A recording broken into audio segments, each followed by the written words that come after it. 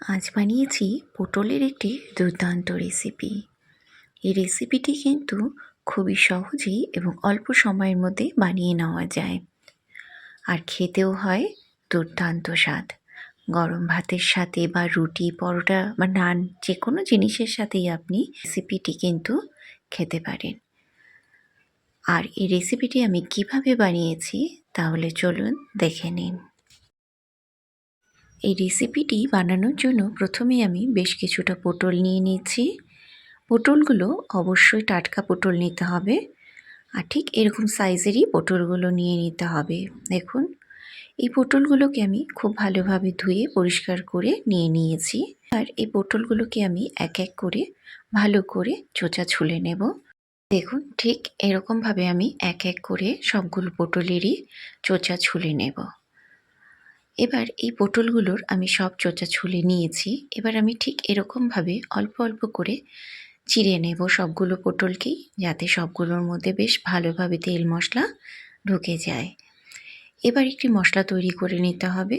তার জন্য আমি একটি বাটির মধ্যে 2 চামচ পোস্ত আর 1 চামচ থেকে একটু বেশি কালো সর্ষ নিয়ে নিয়েছি। তার সাথে নিয়ে নিয়েছি 4টে কাঁচা লঙ্কা। আপনারা ঝাল যেরকম খাবেন ঠিক সেরকম পরিমাণে নেবেন।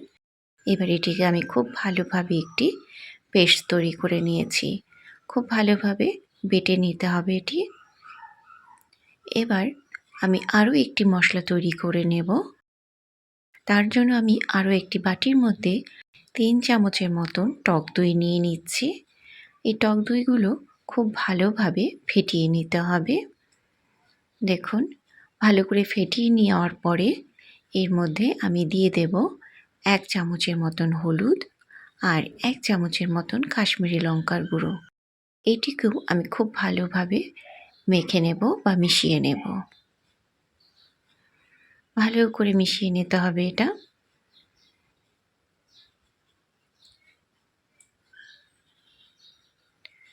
এবার একটি কড়াইতে সরষের তেল গরম করে তার মধ্যে আমি 1/2 চামচের মতন লবণ দিয়ে দিচ্ছি, আর কেটে রাখা পটলগুলো আমি এক এক করে এর মধ্যে দিয়ে দিচ্ছি।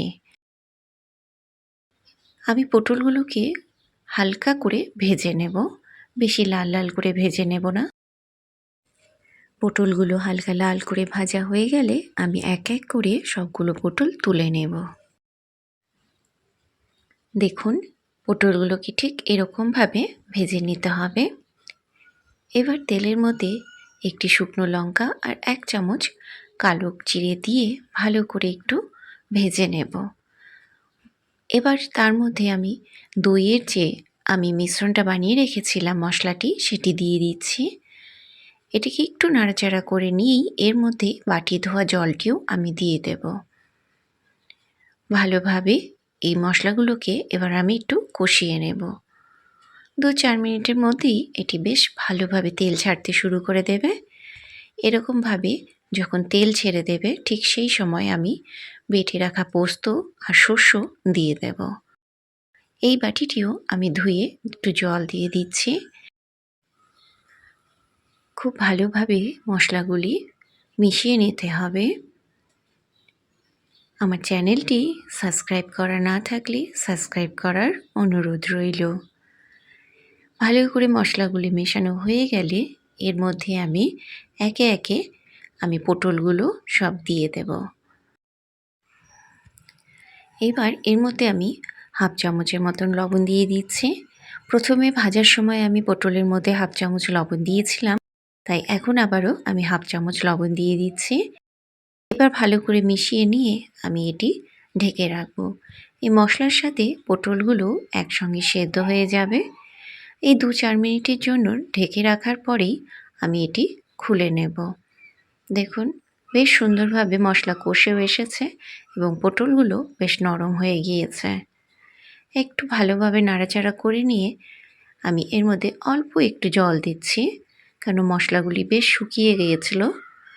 ভালো করে নাড়াচাড়া করে নিয়ে এর মধ্যে আমি দিয়ে দেব 2টো কাঁচা লঙ্কা আর তার সাথে বেশ কিছুটা ধনেপাতা।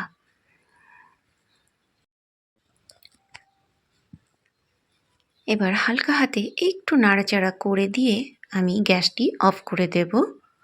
দেখুন তো রান্নাটি কেমন হয়েছে।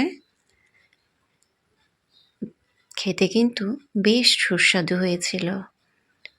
আপনারাও অবশ্যই বাড়িতে এটি রান্না করে দেখবেন। আশা করছি আপনাদের এটি ভালো লাগবে। আমার রান্নাটি আপনাদের কেমন লেগেছে অবশ্যই কমেন্ট করে জানাবেন। ভালো লাগলে একটি লাইক ও শেয়ার করবেন।